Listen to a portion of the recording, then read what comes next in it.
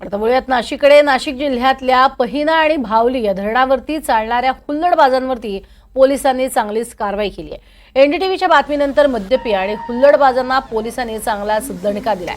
बंदोबस्त वाढवून कारवाया करण्यात आल्यात. इगतपुरीमधल्या भावली या पर्यटन स्थळी मोठा धबधबा आहे. अनेक पर्यटक या ठिकाणी धबधब्यावरती आनंद लुटण्यासाठी जात असतात. मात्र हुल्लडबाजी करणाऱ्या तरुणांवरती आणि स्टंटबाजी करणाऱ्यांवरती कारवाई करण्यात आली आहे. नाशिक ग्रामीण पोलिसांनी ही कारवाई केली. यावेळेला आमचे प्रतिनिधी किशोर बेलसरे यांनी इगतपुरीच्या पोलीस निरीक्षकांशी कारवाईबाबत चर्चाही केली.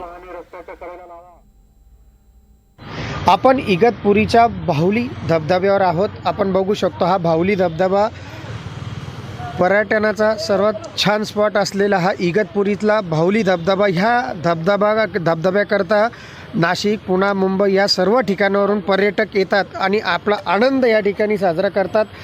पावसाळ्यात पूर्णपणे या ठिकाणी धुक्याची चादर पसरलेली असते.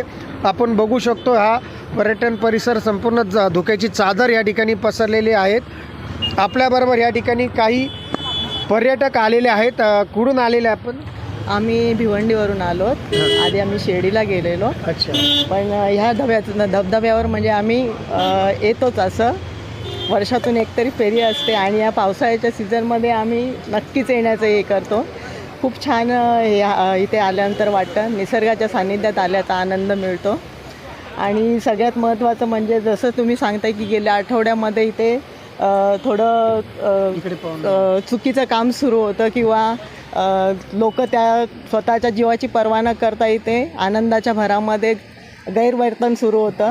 पण आता पोलीस प्रशासनाने इथे येऊन चांगल्या प्रकारे सहकार्य केलेलं आहे लोकांना. त्यामुळे चांगल्या प्रकारचा आनंदही घेता येतो आहे आणि एक सिक्युरिटी मिळत आहे. म्हणून पोलीस प्रशासनाला आपण सगळ्यांनी धन्यवाद मानलं पाहिजे. पोलिसांनी ह्या ठिकाणी एक पोलीस व्हॅनच ठेवलेली आहे जेणेकरून कुठल्याही प्रकारचं इथे हुल्लडबाजी होऊ नये आणि रस्ता आपण ते सुरक्षित ठेवलेला आहे.